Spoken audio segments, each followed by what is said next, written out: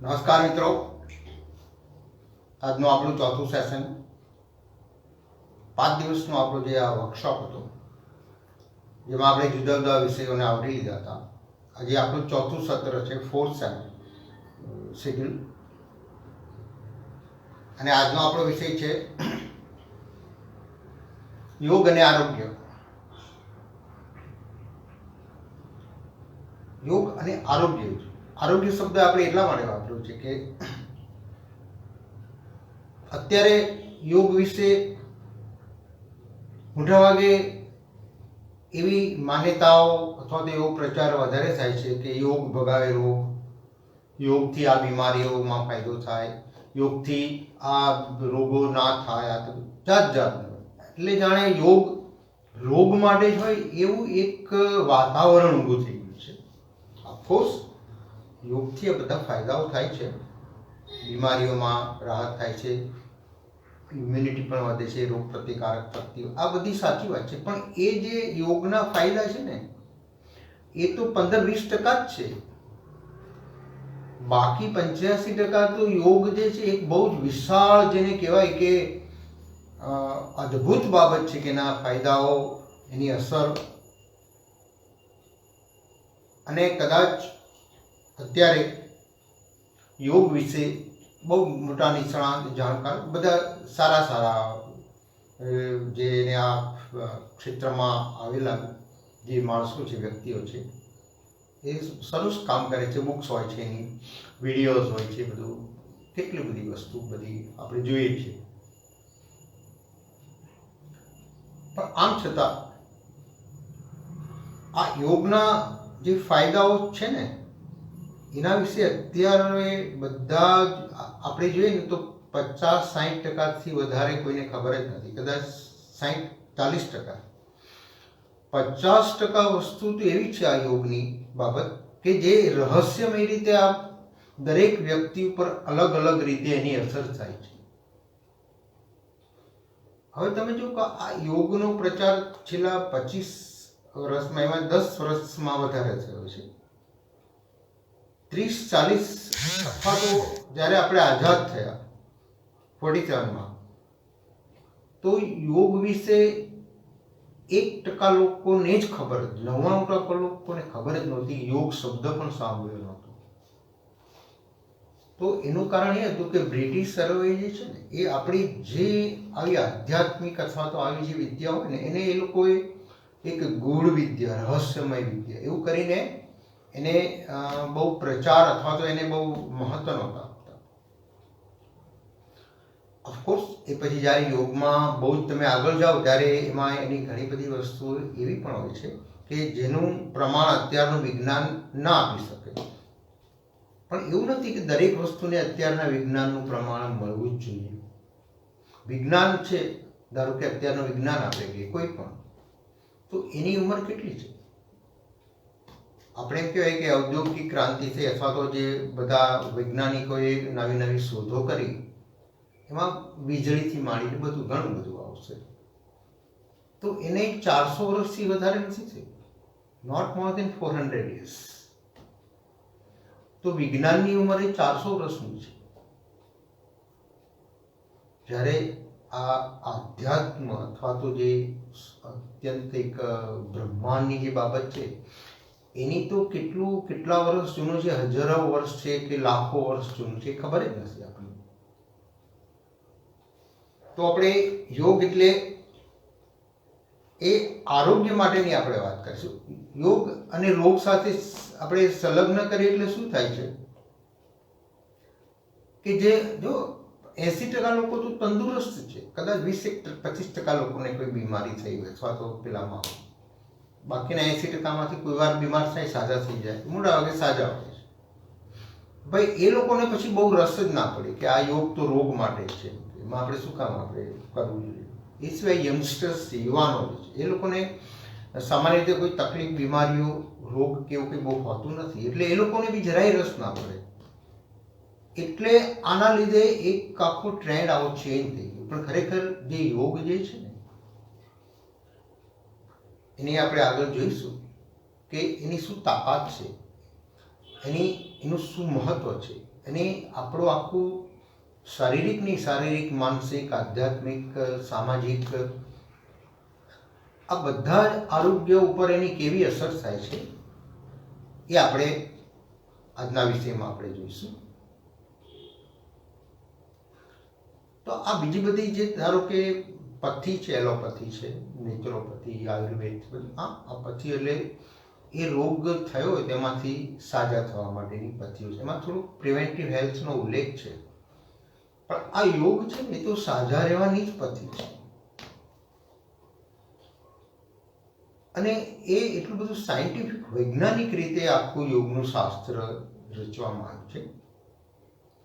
એની ઉત્પત્તિ બહુ પુરાણ કાળથી, એવું કહેવાય છે કે શિવજીએ પેલા પાર્વતીજીને યોગ શીખવાડ્યો અને પછી એનો પ્રચાર થયો. અત્યારે જે બધા યોગ આપણે કરીએ છીએ ને, યોગાસન, પ્રાણાયામ, પછી એની થોડીક ધ્યાન જેવું કરે છે, તો આ જે છે ને એ હઠયોગ છે. હઠયોગ એટલે હઠ કરવી એવું નહીં, પણ હ એટલે સૂર્ય, ઠ એટલે ચંદ્ર. આપણી જે બે નસકોરા જે છે ને, એક સૂર્ય નાડી છે, એક ચંદ્ર નાડી છે, એક ગરમ છે, એક ઠંડુ છે. તો એના ઉપરથી એક આપણા શરીરમાં એક બેલેન્સ થાય.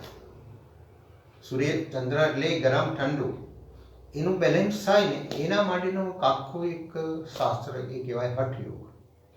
પછી એનો જ્યારે વધારે અભ્યાસ કરવામાં આવે ત્યારે એના દરેક વ્યક્તિ પ્રમાણે એને અલગ અલગ એની અસર થાય, ફાયદાઓ થાય, એનો વિકાસ થાય.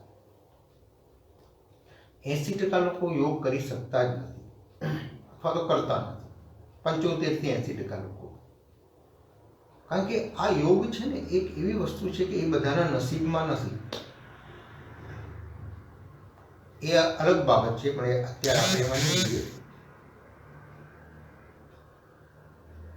અને યોગનું મૂળભૂત હેતુ આ હઠયોગ છે. એ સિવાય પણ બીજા યોગ, કર્મયોગ છે, જ્ઞાન યોગ, ભક્તિ યોગ, નાદ યોગ, લય યોગ.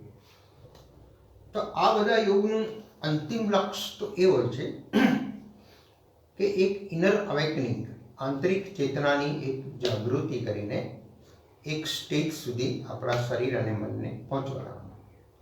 આ બહુ ટૂંકાણમાં એની વસ્તુ છે. હવે પછી એમ થાય કે આ તો બહુ ભારેખમ શબ્દ છે ભાઈ, આંતરિક ચેતનાની જાગૃતિ ને બધું શું એમ. તો એ જ્યારે નિયમિત આપણે કરીને અભ્યાસ યોગનો અથવા કોઈ આધ્યાત્મિકતાનો, ત્યારે ખબર પડે કે ઇનર અવેકનિંગ, આંતરિક ચેતનાની જાગૃતિ થાય ને એટલે એક નવી સમજણ વિકસે, એક નવું વિઝન ડેવલપ થાય, એક ક્રિએટિવિટી, નવી મૌલિકતા આપણામાં સ્ફુરે. અને જેને કહેવાય કે પેલા અગાઉ ક્યારેય આપણને જે ખબર પડતી ના હોય એ બધી સમજણ આપણામાં એ ખબર પડવા માંડે. અને મૌલિકતા આવે, ક્રિએટિવિટી આવે. એનું કારણ જો હવે આપણે આ તો ધારો કે યોગને આપણે યોગના શાસ્ત્રના પરિપ્રેક્ષમાં જોઈશું તો લોકો બહુ રસ પડશે, પણ કદાચ તો એ સંશય થાય, સ્વીકારે નહીં. એને કંઈક પ્રમાણ પણ જોઈએ, બરાબર છે. એમાં વિજ્ઞાન રીતે એની શું એમાં સાબિતી છે, અથવા તો મેડિકલ સાયન્સ એનું જે બાબત છે એને અને યોગને શું સમન્વય છે. તો આજે આપણે મોટાભાગની બાબત જે ચીલાચાલુ યોગની બાબત આપણે જોઈએ કે સામે, એના કરતાં આજે આપણે મેડિકલ સાયન્સ એટલે કે તબીબી વિજ્ઞાનના પરિપ્રેક્ષમાં એના દ્રષ્ટિકોણથી આપણે આજે યોગની બાબતો આપણે થોડી જોઈશું. તો આપણા શરીરમાં ડીએનએ અને આરએનએ છે, અને જેનેટિક્સ એન્જિનિયરિંગ છે અત્યારે બહુ જ ઘણું ડેવલપ થયેલું છે કે ક્લોનિંગ ને એટલું બધું જેને કહેવાય કે એડવાન્સ છે કે નવી આખી પશુ પક્ષી પ્રાણીઓ હોય તો વ્યક્તિઓ માટે પણ કહેવાય છે કે એ એમાંથી ક્લોનિંગ એટલે ડીએનએ આરએનએથી એ કરી શકે. તો જે જીન્સ છે ને આપણા શરીરમાં, એ આપણા શરીરના દરેક કોષમાં રહેલા છે. અને આ જીન્સ છે એ આપણી શારીરિક, માનસિકતા અને આપણું આખું વ્યક્તિત્વ કેવું હશે એ પણ આ જીન્સ નક્કી કરે છે. હવે આપણા શરીરમાં બંને જીન્સ છે, સારા પણ છે, ખરાબ પણ છે. સારા એટલે જો જેને સારી ક્વોલિટીઝ આપણે ડેવલપ કરી શકીએ, ખરાબ એટલે માનસિક રીતે ખરાબ છે એવું નહીં, પણ બીમારીના સંદર્ભમાં કે દરેક વ્યક્તિની અંદર અમુક ઉંમર પછી જે ડિસીઝ થવાના હોય તે જીન્સ પહેલેથી હોય જ. અને વિજ્ઞાન એવું કહે છે કે આ જે જીન્સ હોય એ પ્રમાણે પછી તમારે શરીરના મનમાં એ વસ્તુ તમારા શરીરમાં થાય. યોગ એવું કહે છે કે આ બંને જીન્સમાંથી જેને આપણે ઉછેર કરીએ, કોઈ છોડને જે છોડને આપણે પાણી પીવડાવીએ એ છોડ વિકસિત થાય, જેને પાણી ના આપીએ એ છોડ વિકસિત ના થાય. તો આ જીન્સનું એવું છે. આપણે જો સારા જીન્સ ડેવલપ થાય એવું આપણે યોગમાં એ બહુ ડિટેલમાં બાબત છે, અત્યારે એમાં આપણે નહીં જઈએ. તો એ સારા જીન્સનો વિકાસ થાય તો ત્યાંની જીનેટિક્સ બાબતથી શરૂઆત થાય. બીજી યોગાસનમાં તમે જોયું હશે કે યોગાસન કરે એટલે એને પોસ્ચર કહીએ આપણે. ધારો કે આ પોસ્ચર કર્યા અને કહેવાય પર્વતાસન, માઉન્ટેન પોસ્ચર. તો આપણને એમ લાગે કે આ કસરત કરી આપણને, પણ આ કસરત છે જ નહીં. યોગ ઇઝ નોટ એક્સરસાઇઝ. યોગ એ કોઈ પણ રીતનો વ્યાયામ નથી. યોગમાં શરીર, મન અને શ્વાસ આ ત્રણેયનું એક સાયુજ્ય કરવાનું. There is synchronisation of mind, breath and body. અને ત્યારે એ યોગ કહેવાય. બાકી ફક્ત આમ કોઈ પણ મુવમેન્ટ કર્યું તો એ શારીરિક લેવલ સુધી જ હોય છે. જ્યારે એમાં શ્વાસને ઇન્વોલ્વ કરવામાં આવે અને પછી મનને સામેલ કરવામાં આવે ત્યારે યોગ થાય. અને એની જ અસર થાય શરીર ઉપર, મન ઉપર. અને જે આજે આપણે વાત કરી ને કે ક્રિએટિવિટી, બ્રેઇન સેલ્સ, આપણે અગાઉ જોયું હતું કે જે આપણા મગજમાં જે ન્યુરોન્સ છે કે 80%, 85% કંઈ કામ કરતા જ નથી અથવા તો નેગેટિવ કામ કરે છે, એના ઉપર આની અસર થાય છે. હવે તમને એમ થાય કે ભાઈ આ મેં આમ કર્યું એમાં મગજના ન્યુરોન્સ ઉપર કેવી રીતે અસર થાય? તો જો આ એક પોઝિશન છે ને, ધીસ ઇઝ અ સાયકોફિઝિકલ પોસ્ચર. મનોશારીરિક અવસ્થા. આ ફક્ત શારીરિક અવસ્થા નથી. ધીસ ઇઝ સાયકોફિઝિકલ પોસ્ચર, એટલે કે શરીર અને મન બંનેની અવસ્થા દર્શાવતું પોસ્ચર, આસન છે. એનું કારણ એ છે કે કોઈ પણ પોસ્ચર આપણે કરીએ ત્યારે આપણું જે સ્નાયુ તંત્ર જે છે એ સ્નાયુ તંત્રનું જોડાણ ચેતાતંત્ર સાથે થાય છે દરેકમાં, દરેક પોસ્ચર. જો તમે યોગ્ય રીતે યોગ કરતા હો જાણકાર સાથે તો, નહીંતર એ કસરત પૂરતું છે. તો એ સ્નાયુતંત્ર ચેતાતંત્ર સાથે જોડાય એટલે બે વચ્ચે કનેક્શન થાય છે અને બંનેને ફાયદો થાય, ચેતાતંત્રમાં અને સ્નાયુતંત્રમાં. એવું જ છે આપણી બીજી સિસ્ટમમાં કે અમુક બાબતમાં આપણી ડાયજેસ્ટિવ સિસ્ટમ, પાચન તંત્ર, એ સિસ્ટમ સાથે આપણું મન જોડાય છે. ચેતાતંત્ર તો બધામાં જોડાય જ છે. આ બહુ જ મહત્વનું છે. એટલે છે ને અમુક માનસિક શક્તિઓ આમાં બહુ જબરદસ્ત વિકાસ પામે યોગમાં.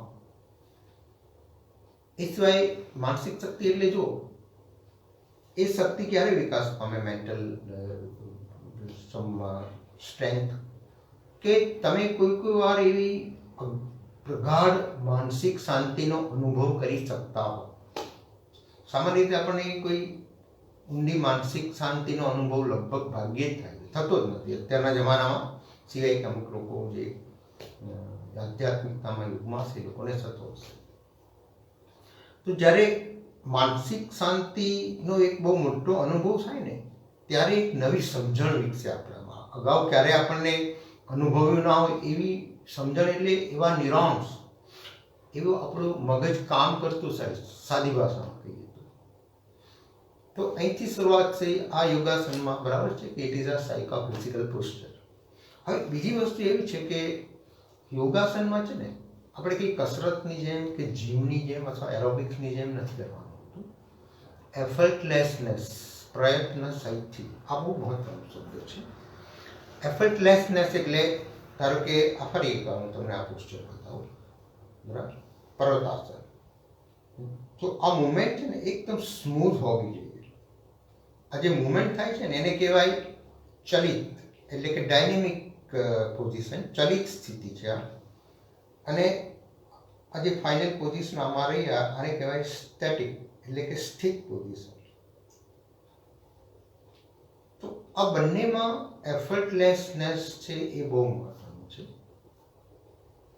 અને આ એફર્ટલેસનેસ આવે ને એટલે આપણે એમ થાય કાં તો તમે ધીમેથી આમ કર્યું એટલે બરાબર છે, પણ એવું નથી. એની આપણા મગજ ઉપર એક બહુ ચોક્કસ અસર થાય છે એફર્ટલેસનેસ. તમે જુઓ કે કોહલી બેટિંગ કરતો હોય તો એને અમુક ચોગ્ગા છગ્ગા મારવા હોય તો ઇઝીલી એ મારી શકે, ઘડીકમાં કેટલાય રન કરી શકે. અમુક બેટ્સમેનને 2 કે 5 રન કરવા માટે સ્ટ્રગલ કરવી પડતી હોય. અને આ છે ને એ એફર્ટલેસનેસ એક ઇનહેરન્ટ ઇનબિલ્ટ ક્વોલિટી ડેવલપ છે આપણને. એટલે ખાલી યોગમાં જ આની અસર થાય છે એવું નથી. એફર્ટલેસનેસની પ્રયત્ન સહિતની તમારા રોજિંદા જીવનમાં, નોકરી ધંધામાં પણ એ જો એફર્ટલેસનેસ આવે ને તો કામ બહુ સારું થઈ શકે, ક્વોલિટી વર્ક થઈ શકે અને સહેલાઈથી થઈ શકે, સ્ટ્રેસ વગર થઈ શકે, કોઈ પણ જાતના તણાવ વગર. અને તમે એને એન્જોય કરો તો એક ચેલેન્જ તરીકે લો. એટલે આપણે તો 5 ફાઇલો આવે તો ક્યારે આ તો આટલી બધી ફાઇલો આવી ગઈ, હવે મારે આમાં શું જોવાનું, ક્યારે નહીં પડે. આપણું મન મોટા ભાગે આવું સ્ટ્રેસમાં હોય. અને છતાં કદાચ એ કામ કરીએ તેમાં આપણું જે પ્રદાન છે એ કદાચ એટલું અપ ટુ ધ માર્ક અથવા તો એવું બેસ્ટ ક્વોલિટીનું ના પણ હોય, પણ એફર્ટલેસનેસ હોય ને તો તમે એ ફાઇલમાં ઓકે. તમને શું કે મેં ઘણા બધા ઓફિસરો જોયા કે આટલી બધી જાડી ફાઇલ હોય ને પણ એમની શાર્પનેસ એટલી બધી ડેવલપ થઈ જાય કે આમાં મેઇન મુખ્ય બાબત શું છે એમને 5 મિનિટમાં ખબર પડી જાય. અને એની સાથે સાથે એનો શું ઉપાય કરવો, શું પગલાં લેવા, એક્શન લેવા, એ બી તરત એમના મગજમાં આવી જાય. બધા યોગ કરે એને જ આવું થાય છે એવું નથી. ઘણાને યોગ સિવાય પણ આ ક્વોલિટી હોય છે એફર્ટલેસનેસની. એટલે કે સહેલાઈથી, કોઈ સ્ટ્રેસ વગર અને છતાં બેસ્ટ આઉટપુટ, સૌથી સારું પ્રદાન કરી શકે. તો એક એફર્ટલેસનેસનો જીવનમાં એ પણ ફાયદો થાય છે. એટલે આપણે અઘરા કામ હોય ને બહુ, એ પણ આપણે બહુ આમ સહેલાઈથી કરી શકીએ. એમાં પણ એનો સ્ટ્રેસ ના થાય. બીજું યોગમાં આપણે જે ડીએનએની વાત કરી ને, કોષમાં હોય છે ડીએનએ. તો યોગમાં એવું કહેવાય છે કે 72,000 નાડીઓ આપણા શરીરમાં છે. અને આ નાડીઓ જો ખુલ્લી હોય, એકદમ રિજિડ ના હોય, કુમળી હોય, સ્થિતિસ્થાપક હોય, તો એમાંથી પ્રાણ શક્તિનો પ્રવાહ વ્યવસ્થિત રીતે વહે અને આપણું શારીરિક અને માનસિક આરોગ્ય સારું રહે.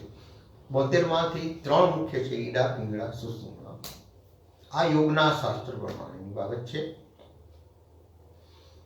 હવે આ જે ડીએનએની વાત કરી ને કે કોષની અંદર જે ડીએનએ જે છે એ સ્નાયુમાં છે, આપણે સ્નાયુમાં. અને સ્નાયુમાં પણ પછી મોટા સ્નાયુ કે ઝીણા સ્નાયુતંત્ર પ્રમાણે બહુ પાતળા એવા પણ સ્નાયુ દરેક જગ્યાએ અલગ અલગ હોય. તો પોસ્ચર આપણે કરીએ જુદા જુદા જાતના યોગાસનો જુદા જુદા કરીએ એટલે આ આપણા શરીરને આપણે સ્ટ્રેચ કરીએ, ખેંચીએ, બરાબર. પછી પોઝિશન હોલ્ડ કરીએ, પછી રિલેક્સ કરીએ. એટલે આ સ્નાયુતંત્ર છે ને આખું જેને કહેવાય ને કે એનું બેસ્ટ ઇલેસ્ટિસિટી, સ્થિતિસ્થાપકતાની સૌથી સારી બાબત આપણે એમાં મેળવી શકીએ છીએ. તો જેટલી રિજિડિટી હોય ને આપણા શરીરના અંગોમાં, સ્નાયુઓમાં, જેટલી જડતા હોય, કઠણ હોય, એટલી આપણને શારીરિક માનસિક તકલીફો થવાની શક્યતાઓ વધારે હોય.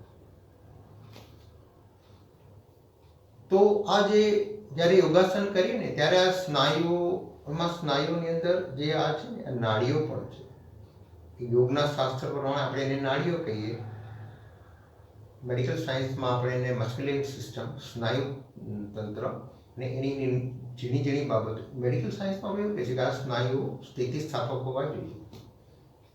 યોગમાં એવું કહે છે કે આ નાડીઓ સ્થિતિસ્થાપક હોવી જોઈએ, તેની અંદરથી પ્રાણશક્તિનો પ્રવાહ હોય. મેડિકલ સાયન્સમાં જો આ સ્નાયુ સ્થિતિસ્થાપક હોય તો એમાં લોહીનું રક્ત પરિભ્રમણ સારું થાય. અને આપણા આરોગ્યનો મુખ્ય બે વસ્તુ છે કે એક આપણે શરીરમાં દરેક જગ્યાએ લોહી પહોંચવું જોઈએ અને આ લોહી શુદ્ધ હોવું જોઈએ. તો આનાથી સ્થિતિસ્થાપકતા આવે ને. અને જો આ મસલ્સ યોગમાં મોટાભાગે મસલ્સ ઉપર જ કે દરેક મસલ્સ જે છે ને એ મસલ્સ ઉપર વધારે એમ્ફેસાઇઝ જોર આપ્યું છે કે કુમાસવાળા થાય અને ખેંચે ને એટલે એની વચ્ચે જગ્યા થાય, મસલ્સ વચ્ચે સ્પેસ લાંબા થાય, જગ્યા થાય એટલે ત્યાં બ્લડ સર્ક્યુલેશન સારું થાય. જો મેડિકલ સાયન્સ કહે છે કે બ્લડ સર્ક્યુલેશન સારું થવું જોઈએ. તો જ્યારે સ્ટ્રેચિંગ આવે છે ને યોગાસનમાં તો એ કોષ સેલ્સ ખેંચાય એટલે ત્યાં બ્લડ સર્ક્યુલેશન સારું, કારણ કે ત્યાં જગ્યા થાય છે. તો એના માટે આ સ્ટ્રેચિંગ જે છે એ એટલું મહત્વનું છે.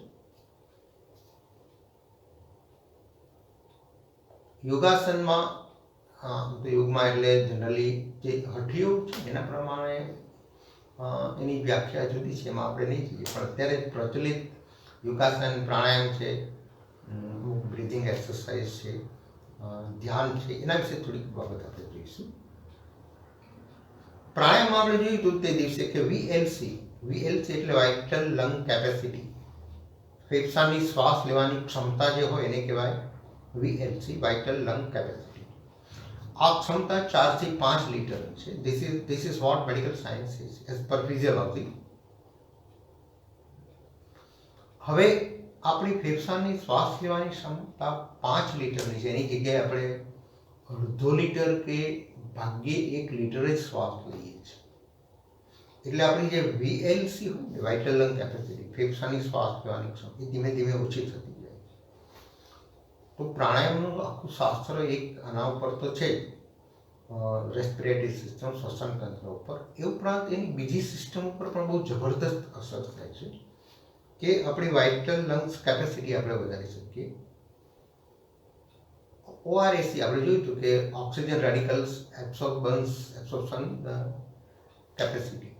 ઓઆરએસી અત્યારના સંજોગોમાં એટલા માટે કે એના ઓક્સિજનનું લેવલ જો આપણે લોહીમાં જાળવી રાખવું તો ઓઆરએસી આપણું સારું હોવું જોઈએ. આપણે તે દિવસે જોયું હતું કે લવિંગ છે, તજ, હળદર, સૂંઠ, આદુ, આ બધામાં વધારે હોય છે, સારું હોય છે.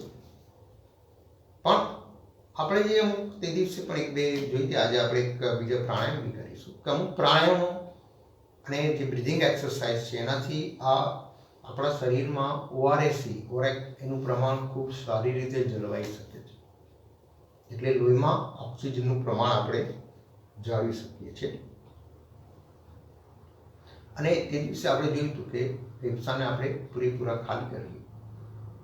હવે મેડિકલ સાયન્સ પ્રમાણે આપણા શરીરની અને શરીરમાં જે છે, ધારો કે તો શારીરિક તંત્ર છે બધા, પાચન તંત્ર, રુધિરાભિસરણ તંત્ર, એ શારીરિક લેવલે કામ કરે છે.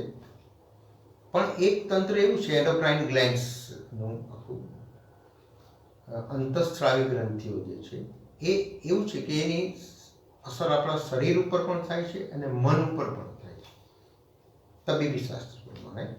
કારણ કે એમાંથી જે સ્ત્રાવ થાય છે ને એ સ્ત્રાવ સીધો જ લોહીમાં વળે છે, ડકલેસ છે, એટલે કે નલિકાવિહીન ગ્રંથિઓ છે આપણી. Pituitary, pineal, thyroid, adrenal, ગોનાડ્સ, liver, પેન્ક્રિયાસ, આ બધી જે છે ગ્રંથિઓ, એમાંનું જે સિક્રેશન છે ને એ આપણા મન ઉપર સીધું અસર કરે છે. એટલે મેડિકલ સાયન્સમાં આપણે એને લોકો વધારે મહત્વ આપે. કારણ કે જો મૂડ સ્વિંગિંગ ઓફ મૂડ એટલે માનસિક તકલીફો થાય એમાં તો એ જુદી વસ્તુ છે, એ તો પણ એ સિવાય શારીરિક તકલીફો પણ એનાથી થતી. તો એ લોકો એના માટે એમ કહે છે કે ભાઈ આ સિક્રેશન જે છે ને તમે ભાઈ તમને થાઇરોઇડનો પ્રોબ્લેમ છે ઘણી વાર કહેતા, અથવા તો કે તમારે આ પેટમાં એડ્રિનલનું આ છે, અથવા તો પેનક્રિયાસ કામ નથી કરતું એટલે લીવર, આ બધી એન્ડોક્રાઇન ગ્લેન્ડ્સ છે બધી. હવે એમાં ત્રણ મુખ્ય મહત્વની મગજમાં છે, પિટ્યુટરી, પિનિયલ અને હાઇપોથેલેમસ. આ ત્રણેય આપણા મન અને આપણા ચેતાતંત્ર, બ્રેઇન સેલ્સ ઉપર બહુ સીધી અસર કરે છે. તો યોગમાં અમુક યોગાસન, કેટલી જાતના પ્રાણાયામ, અમુક ધ્યાન, બહુ ડિટેલ્સમાં છે. એ બધા જ આ છે ને આ ત્રણેય, ખાસ કરીને આ ત્રણ ગ્લેન્ડ્સ ઉપર વધારે ફોકસ કરે છે. અને અમુક પોસ્ચર છે, ધારો કે એ આપણી જે શરીરની અંદર આ થાઇરોઇડ છે, સર્વાંગાસન કરીએ તો આપણું થાઇરોઇડ ગ્રંથિ મજબૂત થાય. એ રીતે પેટમાં એડ્રિનલ ગ્લેન્ડ છે, એડ્રિનલ એટલે કિડનીની ઉપર છે. હવે આ એડ્રિનલ ગ્લેન્ડનું સિક્રેશન જે છે ને એ વધારે હોય ને તો આપણે હાઈપર થઈ, બધાને લોકોને બહુ ગુસ્સો આવે, એન્ઝાયટી, ચિંતા, જે હાઈપર જેનું મનને શાંતિ ના હોય, બધા ઘાઘા થતા હોય લોકો, એ લોકોનું એડ્રિનલ ગ્લેન્ડનું સિક્રેશન વધારે હોય. નાના બાળકો કેમ જેમ તેમ દોડાદોડી આખો દિવસ, શાંતિ જ ના હોય. બેઠા હોય તો બી એનું મગજ શાંત ના હોય, બેઠા બેઠા તો મગજ ક્યાંય કેટલું દોડતું. તો એનું કારણ એવું કહે છે કે આ એડ્રિનલ ગ્લેન્ડ્સમાંથી જો સિક્રેશનનું પ્રમાણ બરાબર ના હોય, વધારે હોય, ઓછું હોય, તો એની અસર આપણા મૂડ્સ ઉપર થાય. This is what medical science is. અને આ એન્ડોક્રાઇન ગ્લેન્ડ્સની વાત કરી. હવે યોગના શાસ્ત્ર પ્રમાણે જે 72,000 નાડીઓની વાત છે એની સાથે 7 ચક્રની વાત છે, કે 72,000 નાડીઓ છે અને 7 ચક્ર છે આપણા શરીરમાં. અને આ 7 ચક્ર જો બરાબર કામ કરતા હોય, એક્ટિવ હોય, તો આપણું શરીર અને મન સ્વસ્થ રહે. ધીસ ઇઝ વોટ યોગ સાયન્સ ઇઝ.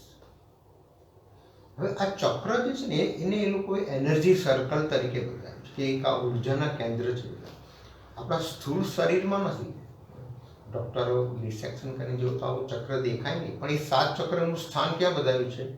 પેલું અહીંયા બતાવ્યું છે સહસ્ત્રાર ચક્ર, અહીંયા છે આજ્ઞા ચક્ર, અહીંયા વિશુદ્ધ ચક્ર ગળામાં, હૃદયમાં અનાહત ચક્ર, પેટમાં મણિપુર ચક્ર, નાભીની નીચે સ્વાધિષ્ઠાન ચક્ર, ને ગુદાની ઉપર મૂલાધાર ચક્ર. હવે આ જે બધા ચક્રો જે છે ને, હવે આ એન્ડોક્રાઇન ગ્લેન્ડ્સનું સ્થાન છે ને, એ બધું આ ચક્ર જ્યાં બતાવ્યા છે ને યોગમાં ત્યાં જ છે. અને એનું મહત્વ પણ એ પ્રમાણે બતાવ્યું છે. મેડિકલ સાયન્સમાં કીધું છે કે પિટ્યુટરી ગ્લેન્ડ છે એ માથામાં છે, માસ્ટર ગ્લેન્ડ છે, બીજી બધી ગ્લેન્ડ્સને પણ કંટ્રોલ કરે છે, અને એ સૌથી વધારે આપણા શરીરની મહત્વની ગ્રંથિ છે. યોગમાં એવું જ કહેવામાં આવ્યું છે કે સહસ્ત્રાર ચક્ર સૌથી મહત્વનું છે, બીજા ચક્રોને પણ કંટ્રોલ કરે છે. અહીંયા આજ્ઞા ચક્ર જે છે મેડિકલ સાયન્સમાં કહે છે પિટ્યુટરી ગ્લેન્ડ. પિટ્યુટરી ગ્લેન્ડનું કામ પાછું શું છે કે એક જુદું જ આખું કંટ્રોલ કરે છે આપણા શરીરની બાબતોને. તો યોગમાં પણ એવું કહે છે કે આજ્ઞા ચક્ર જે છે એ આપણી બાબત છે, માનસિક બાબતોને એક નવી દિશા આપવા માટેનું કામ કરે છે. તો આ જે સ્થળે ગ્લેન્ડ્સ બતાવી છે એ જગ્યાએ જે ચક્રો બતાવ્યા છે યોગના શાસ્ત્રમાં, એટલે કે આ ઋષિમુનિઓને હજારો વર્ષો પહેલા ખબર હતી કે આ બધી ગ્લેન્ડ્સ અહીંયા આવેલી છે. એમને નામ જુદા આપ્યા, એનું કામ જુદું આપ્યું, ચક્ર નામ આપ્યું. એટલે કે આ શાસ્ત્ર હજારો વર્ષ પહેલા જૂનું છે. એ લોકોને they were physicians, they were neurologists, they were scientists, they know everything about physiology, anatomy, like that. જેટલું પણ શરીરની કામગીરી છે, મનની કામગીરી છે, એ બધી વિશે એમને ખબર હતી, અને એ પ્રમાણે આ યોગનું શાસ્ત્ર એમણે બનાવ્યું છે. એ રીતે આપણે એમ થાય કે એક વજ્રાસન હોય છે યોગમાં. વજ્રાસન તમને ખબર હશે, તમને બતાવું કે આપણે ઘૂંટણ ઉપર બેસવાનું હોય છે. તમને કદાચ દેખાતું કે કંઈ ખબર નહીં, આ રીતે ઘૂંટણ વાળીને એના ઉપર બેસવાનું હોય છે. એટલે બંને પગના અંગૂઠા ભેગા કરવાના હોય ને એડી ઉપર બેસ એ રીતે કદાચ દેખાશે તમને આ રીતે. આ છે વજ્રાસન. તો વજ્રાસનીમાં એવું કહેવામાં આવે છે કે એનાથી આપણું પાચન તંત્ર સારી રીતે કામ કરે ને જમ્યા પછી વજ્રાસન કરો તો આપણને પાચનમાં મદદ થાય. હવે જો આપણે ભારતીય ઇન્ડિયન્સ છે ને એ બહુ શ્રદ્ધાળુ હોય છે. ભાઈ યોગ શિક્ષકે કીધું અથવા તો ટીવીમાં યોગમાં કાર્યક્રમમાં કહે છે કે વજ્રાસનથી આપણને આ પાચન તંત્રને ફાયદો થાય એટલે આપણે માની લઈએ. પણ જો હવે આ બાબતમાં વેસ્ટર્ન કન્ટ્રીઝમાં યોગ વિશે એટલા બધા રિસર્ચ થયા છે આપણા કરતાં પણ વધારે. અને જો એ ધોળિયાઓ જે છે ને કોઈ વસ્તુમાં એનો રિસર્ચ કરે એમાં ઊંડા ઉતરે એની સાબિતી મળે તો જ એ વસ્તુ સ્વીકારે, નહીંતર ના સ્વીકારે. આપણી જેમ તરત માની નાખે. એ લોકોએ એટલું બધું રિસર્ચ કર્યું બધી જ બાબતમાં, યોગમાં, પ્રાણાયામ, ધ્યાન, બધી બાબતમાં. તો આપણા કરતાં હવે વધારે રીતે, વધુ સારી રીતે અને ઇવન યંગ જનરેશન સૌથી વધારે યોગ બીજા દેશોમાં થાય. Not only western countries, China, Japan, Indonesia, ઘણા બધા કન્ટ્રીઝમાં. તો એ લોકોને આમાં સાબિતી મળી કે આ તો એક અદ્ભુત શાસ્ત્ર છે. તો આપણે વજ્રાસનની વાત કરતા હતા કે પાચન તંત્ર સારું થાય એટલે આપણે સ્વીકારીએ, એ લોકો ના સ્વીકારે, એ એમાં ઊંડા ઉતરે કે ભાઈ આવું કેમ. બીજું WHO એ જે આરોગ્ય હેલ્થની વ્યાખ્યા આપી છે એમાં એમ કીધું છે કે mere absence of disease is not health, but the person should be physically, mentally and spiritually fit. એટલે કે ફક્ત શરીરમાં રોગ નથી એ જ આરોગ્યની વ્યાખ્યા નથી, એ જ આરોગ્ય નથી. ખરેખર વ્યક્તિમાં શારીરિક, માનસિક અને આધ્યાત્મિક રીતે પણ એનામાં એનું આરોગ્ય સારું હોવું જોઈએ. તો યોગથી છે ને આ ત્રણેય આરોગ્ય મળે છે. આ ત્રણ નહીં, એ સિવાયના બીજા પણ મળે છે. તો આપણે વજ્રાસનમાં બેઠા હોય એટલે એમ થાય કે ભાઈ આ કેમ પાચન તંત્ર સારી રીતે કામ કરે. કારણ કે વજ્રાસનમાં બેસીને આપણા શરીરનું પૂરેપૂરું વજન પગ ઉપર આવે, પગની પીંડીઓ દબાય, પગ દબાય, એટલે જે લોહીનું પરિભ્રમણ પગ તરફ થવું જોઈએ એના બદલે ઓછું થાય ને એ બધું ડાયવર્ટ થઈને આપણા પાચન તંત્રના અંગો તરફ થાય. અને હવે એવું ફિઝિયોલોજી પ્રમાણે કે જે અંગોને લોહી વધારે સારા પ્રમાણમાં મળે એ લોહી એ અંગો સારી રીતે કામ કરે.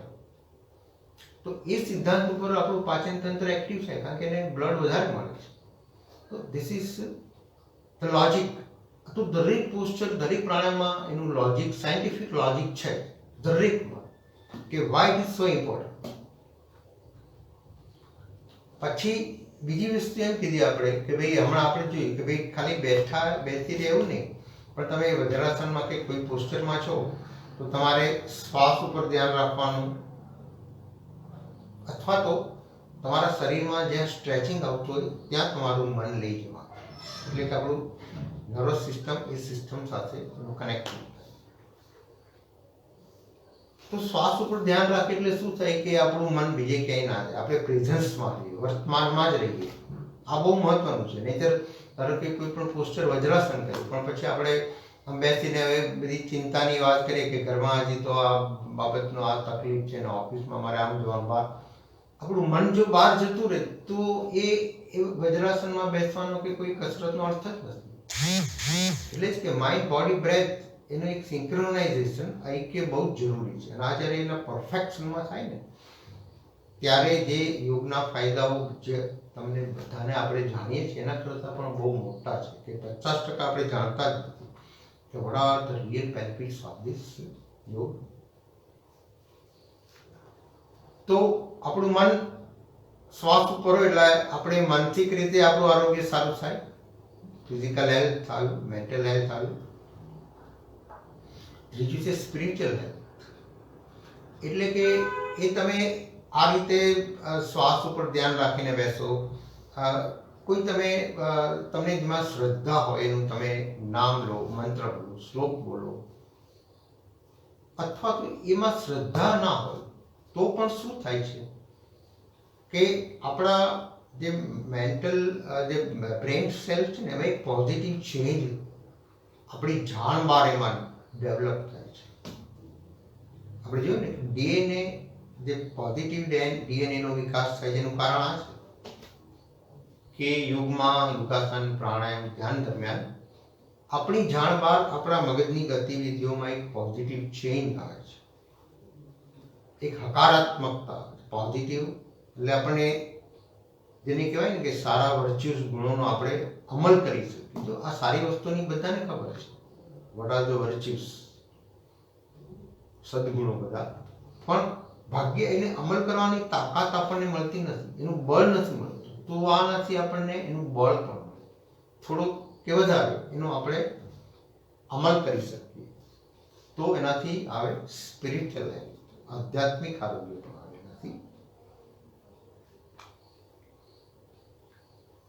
એમાં પ્રાણાયામમાં એવું છે કે શ્વાસ આપણે અંદર લઈએ, પૂરક કહેવાય, બહાર કાઢીને રેચક કહેવાય, આંતરકુંભક, બહાર રોકીએ તો બાહ્યકુંભક.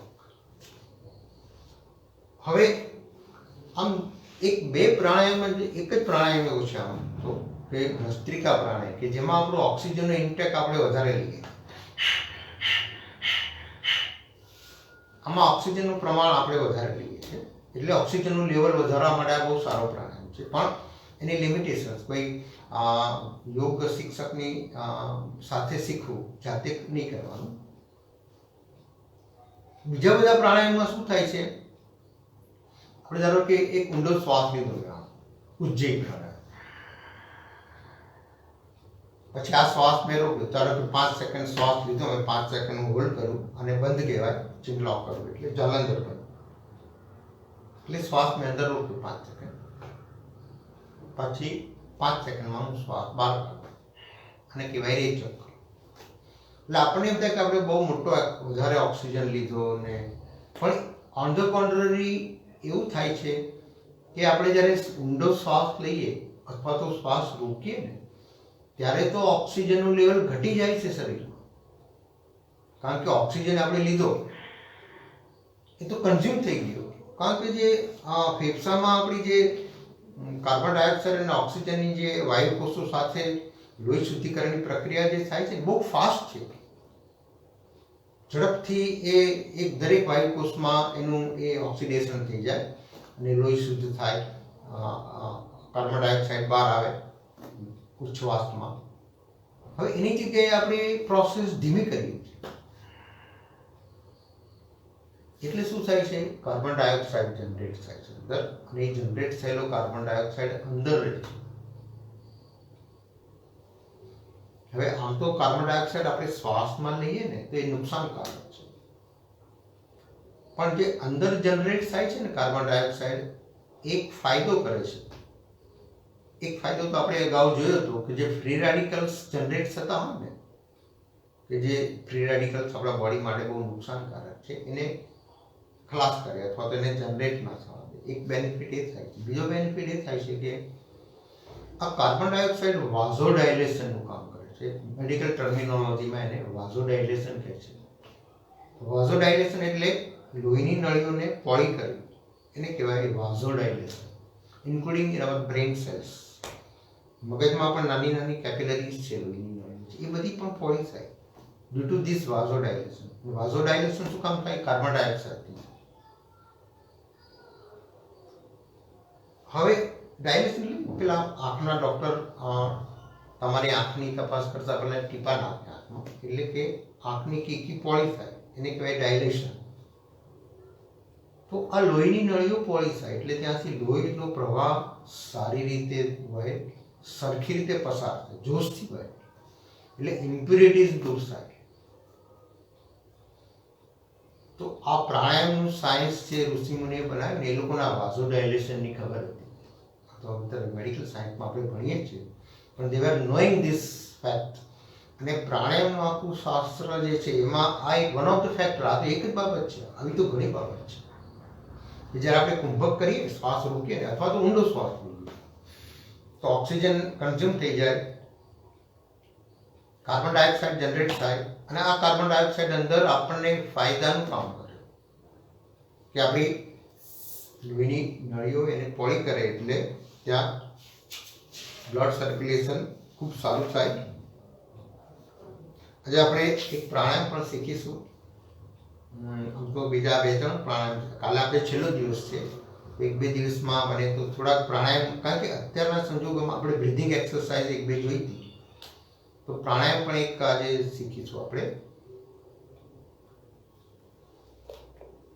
અને આ એક બીજી વસ્તુ, આપણી આંતરિક ચેતનાની જાગૃતિ એટલે આપણી જે પર્સનલ કોન્શિયસનેસ ચેતના.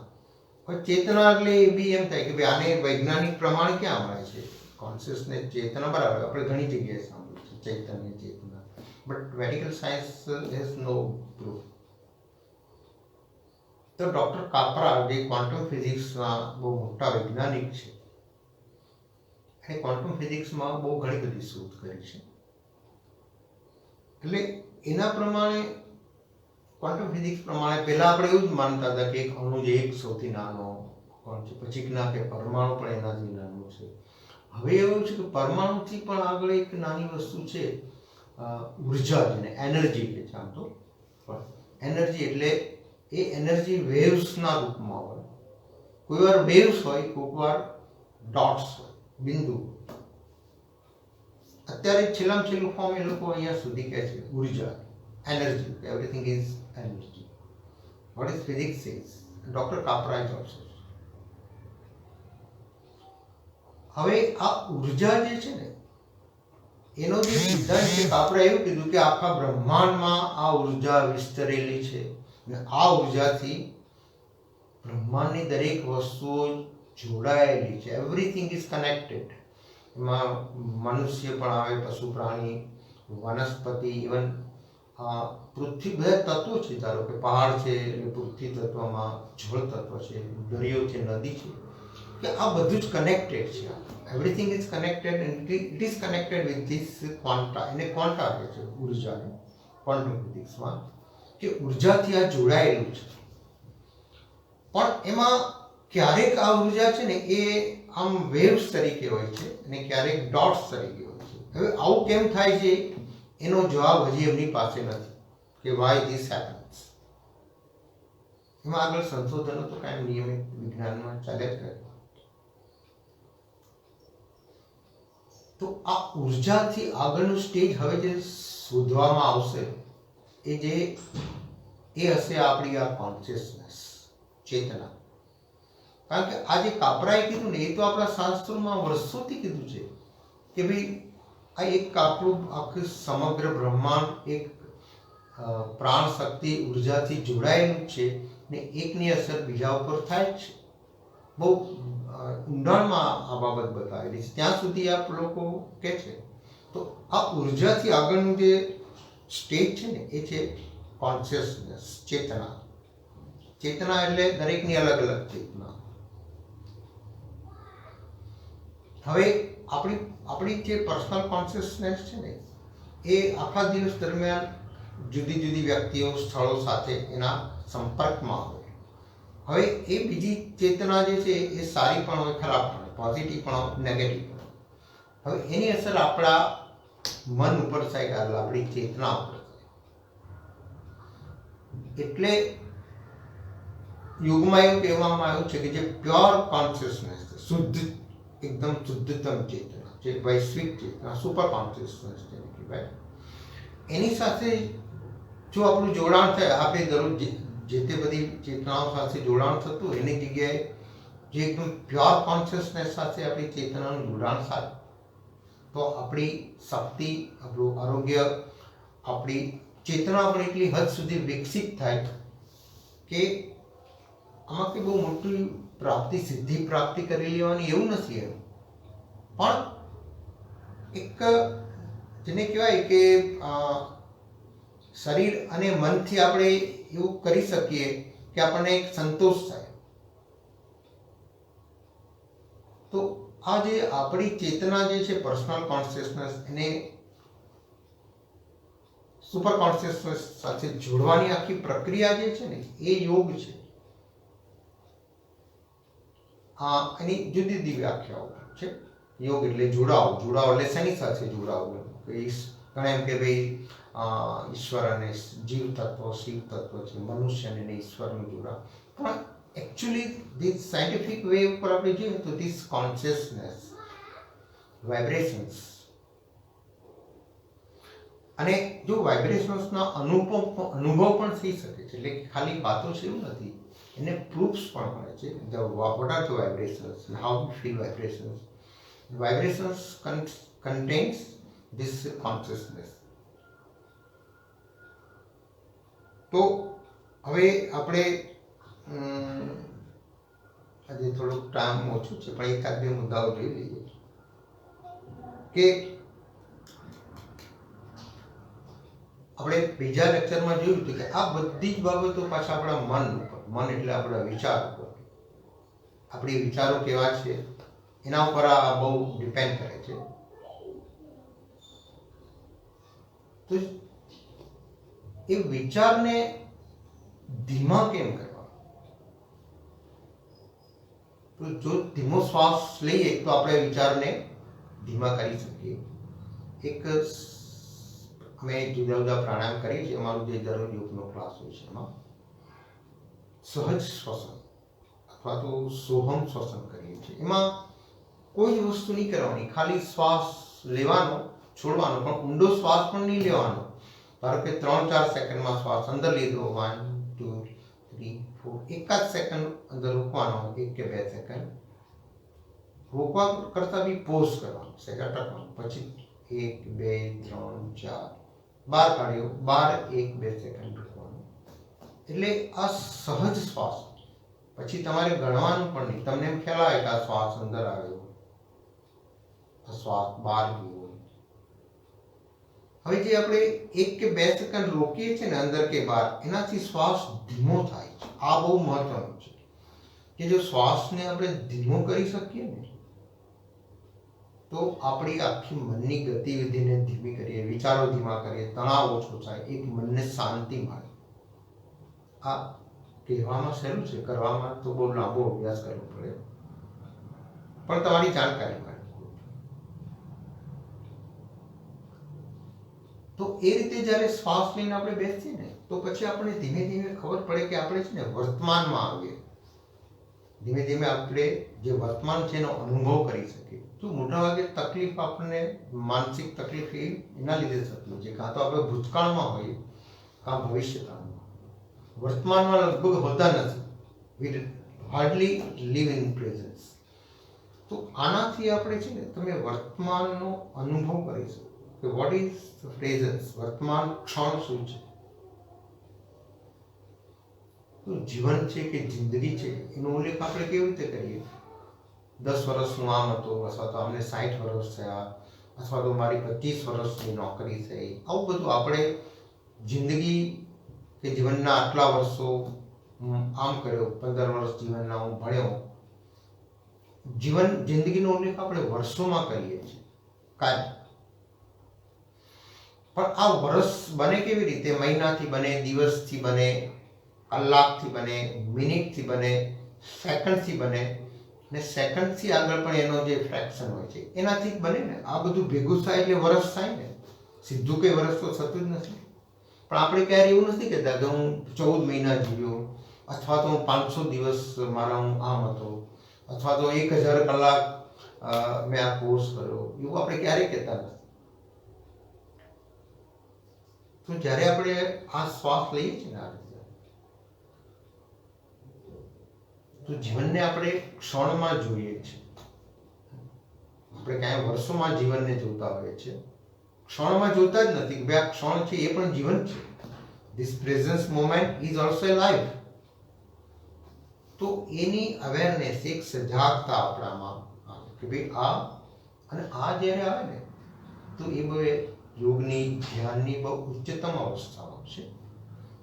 કશું જ નથી કરવાનું, ખાલી આમ બેસીને શ્વાસને જોવાનું. એટલે વર્તમાન ક્ષણ, એટલે જીવનને આપણે ક્ષણમાં જોઈ શકીએ. ઓકે, અનુલોમ વિલોમ પ્રાણાયામ જોઈએ આપણે, બહુ મહત્વનું છે. એટલે ઘણા બધા પ્રાણાયામ છે પણ એમાં અનુલોમ વિલોમ સૌથી શ્રેષ્ઠ પ્રાણાયામ છે. અનુલોમ વિલોમ એટલે આમ તો તમને બધાને ખ્યાલ હશે, પણ હું થોડું તમને સમજાવી દઉં કે એક નસકોરું બંધ કરવાનું. ધારો કે જમણું બંધ કરીને ડાબાથી લેવાનો હોય, પછી ડાબું બંધ કરીને જમણાથી શ્વાસ બહાર કાઢીએ, પછી જમણાથી શ્વાસ લેવાનો, જમણું બંધ કરીને ડાબાથી બહાર કાઢવાનું. અને ઓલ્ટરનેટ બ્રીધિંગ પણ છે, left to right, right to left.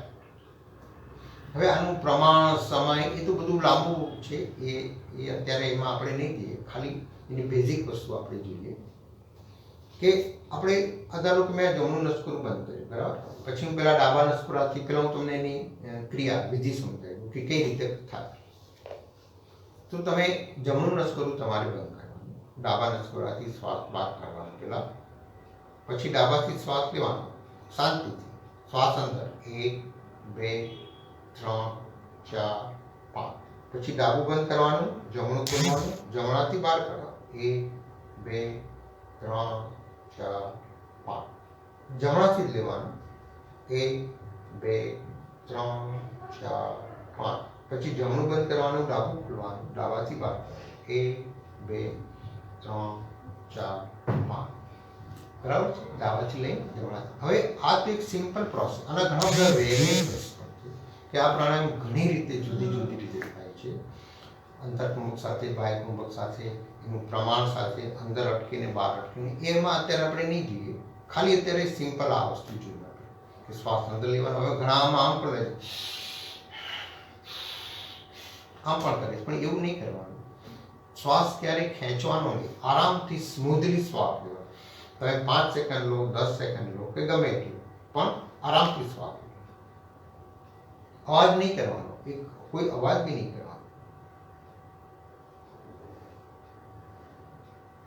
તો એની અસર આપણને સૌથી વધારે થાય. તમે તમારી અનુકૂળતા પ્રમાણે ગમે ત્યારે 5 મિનિટ 10 મિનિટ કરી શકો. હવે તમે એમ કે 5 જ સેકન્ડ લેવાનો કેટલું, તો એ પણ તમે તમારી અનુકૂળતા પ્રમાણે લઈ શકો. સ્પીડ કેટલી રાખવાની એ પણ તમને એમ કે આવું કરવાનું. તો બને તો સ્પીડની જો આ છે ને આપણા મનને, શરીરને, જીવનની ગતિવિધિને ધીમી કરવાની પ્રોસેસ, શાંત કરવાની પ્રોસેસ છે. તો આરામથી ધીમેથી શ્વાસ, તો તમને મનને એક આનંદ થશે. નહીંતર પેલું તમને સ્ટ્રેસ થશે. જો કોઈ સ્ટ્રેસ થાય ને, એ યોગ છે જ નહીં. તો આટલી આપણને ખબર પડી. હવે આમાં થાય છે શું કે જો આપણા શરીરમાં મુખ્ય 3 નાડી, 72માંથી 3 છે. ઈડા નાડી એટલે ડાબું નસકોરું, એ ચંદ્ર નાડી કહેવાય, એક ઠંડી હોય છે. જમણું નસકોરું જે છે એ સૂર્ય નાડી, પિંગળા, એ ગરમ હોય છે. વચ્ચેની સુષુમ્ના નાડી છે. હવે આપણો શ્વાસ છે ને આ બેમાંથી એક નસકોરામાં જ ચાલે છે. અમુક કલાક એટલે કે કલાક, 1.5 કલાકે, અમુક અલગ અલગ સમય પ્રમાણે, મોટા ભાગે 48 થી 60 મિનિટની વચ્ચે આપણો આ શ્વાસ ચેન્જ થાય છે. આપણને ખબર નથી પડતી કે આપણે કોઈ એટલે કે આપણું ડાબું નસકોરું ચાલતું હોય, કોઈ વાર જમણું નસકોરું ચાલતું હોય. હવે આનું બહુ મહત્વ એટલા માટે છે કે જે લોકોને હાઈ બીપી હોય ને, હાઈ બીપી રહેતું હોય, પરસેવો બહુ થતો હોય, ગરમી બહુ રહેતી હોય, સ્ટ્રેસ એટલે ઉતાવળા બહુ હોય, એ લોકોનું જમણું નસકોરું વધારે ચાલે, એટલે કે સૂર્ય નાડી વધારે ચાલે. અને જે લોકોને શરદી કફની તકલીફ વધારે રહેતી હોય, અસ્થમા હોય, એ લોકોનું ડાબું નસકોરું વધારે ચાલે. હવે જો આ અનુલોમ વિલોમ છે ને, એક થર્મોસ્ટેટ, એટલે કે આપણા શરીરનું તાપમાન તો મેન્ટેન કરે છે, પણ આ વસ્તુ પણ જાળવે છે. આ બહુ જો હઠ આપણે જોયું હતું ને, સૂર્યચંદ્ર, એ બંનેનું એક સમન્વય થવો જરૂરી છે આપણા ઓવરઓલ હેલ્થ માટે. તો એના માટે આ પ્રાણાયામ બહુ સરસ છે. આ સિવાય બીજા પણ ઘણા બધા બેનિફિટ્સ છે. અત્યારે આપણી પાસે ટાઈમ ઓછો છે, પણ જેને કહેવાય કે જેટલી આપણી સિસ્ટમ છે શરીરની, એ બધી સિસ્ટમ માટે આ બહુ સરસ પ્રાણાયામ છે.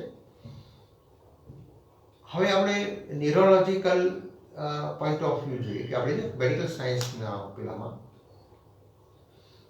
તો તબીબી શાસ્ત્ર પ્રમાણે આપણા મગજનો જે જમણો ભાગ છે ને, એ આપણા શરીરના ડાબા ભાગને કંટ્રોલ કરે છે, અને આપણા મગજનો ડાબો ભાગ શરીરના જમણા ભાગને કંટ્રોલ કરે છે. That is what medical science is. એટલે તમે જુઓ કે જેને પેરાલિસિસ થાય ને તો એને જો મગજના જમણા ભાગ ડેમેજ થયો હોય ને તો એનું શરીરનું ડાબું અંગ ડેમેજ થાય અને એ જ રીતે વાઇસ વર્સા. હવે આ જ વસ્તુ જે છે ને એ અનુલોમ વિલોમ પ્રાણાયામનો બેઝ છે. જો આપણે આ કીધું ને કે અહીંયા આ ઈડા પિંગળા આ નાડી આમાંથી જે શ્વાસ આમાં શ્વાસ છે યોગના શાસ્ત્ર પ્રમાણે એને પ્રાણ કહે છે. એ નાડીઓમાં એ પ્રાણ શક્તિનું વહન થતું. તો અહીંયા જાય ને આ ડાબા નસકોરામાંથી જે આપણે ધારો કે બંધ કર્યું અહીંથી શ્વાસ લીધો ને આપણે તો એ અંદર પછી છે ને એ અહીંયા આમ ક્રોસ થઈને પાછળ જાય છે અને જમણાનો આ બધું લઈએ અહીંયા એક ક્રોસ થાય છે આપણા કપાળમાં. એટલે જમણું ડાબી બાજુ જાય છે, ડાબાનો પ્રાણ એ જમણી બાજુ જાય છે, ક્રોસમાં થાય. જો એટલે આ ઋષિમુનિને ખબર હતી કે બ્રેઇન ફંક્શન્સ કેમ છે કે જમણું ડાબા ભાગને અને ડાબું જમણા ભાગને કંટ્રોલ કરે છે. આ અનુલોમ વિલોમ પ્રાણાયામનો એક વધારે જે બેઝિક કન્સેપ્ટ એક આ જ હતો. અને એના લીધે જે આપણી મગજમાં ખાસ કરીને 3 ગ્રંથિઓ છે પિટ્યુટરી, પિનિયલ, હાઇપોથેલેમસ, એના ઉપર આની એક બહુ સીધી અસર થાય છે. અનુલોમ વિલોમ પ્રાણાયામ જે છે ને એ આપણે જુદી જુદી સ્પીડથી અથવા તો એના વેરિએશન્સ પણ આપણે કરીએ છીએ. પણ આપણા શરીરનું જો તાપમાન એટલે મેં હમણાં કીધું ને કે જો આ નસકોરું વધારે ચાલે તો આ તકલીફો થાય, ડાબું ચાલે તો આ તકલીફ થાય. તો એને બેલેન્સ કરે છે. બંને બાજુનું જે બેલેન્સ હોવું જોઈએ. તમે જો અત્યારે પણ તમે અનુભવ કરી શકશો. આપણી પાસે 2 મિનિટ છે, હું તમને બતાવી દઉં કે તમારું આ રીતે હાથ રાખીને તમે શ્વાસ બહાર કાઢો 4-5 વખત. ઊંડો શ્વાસ લેવાનો,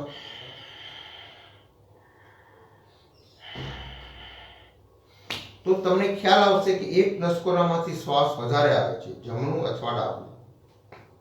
હવે આનાથી પણ તમને ધારો કે ખ્યાલ નથી આવતો કે તમારું કયું નસકોરું ચાલે છે, કઈ નાડી ચાલે છે. તો એનો બીજો એક રીત છે કે તમારું જમણું નસકોરું અંગૂઠાથી બંધ કરવાનું, જમણું નસકોરું, ક્લોઝ યોર રાઇટ નોસ્ટ્રિલ. પછી ડાબાથી 7-8 વખત શ્વાસ લેવાનો, ઊંડો શ્વાસ.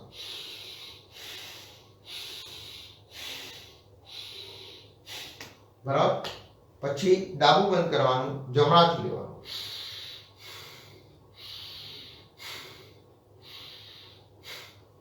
તો તમને તરત ખ્યાલ આવશે કે એક નસકોરામાં શ્વાસ બહુ ઝડપથી જાય છે, મોટા જથ્થામાં જાય છે ને આવે છે.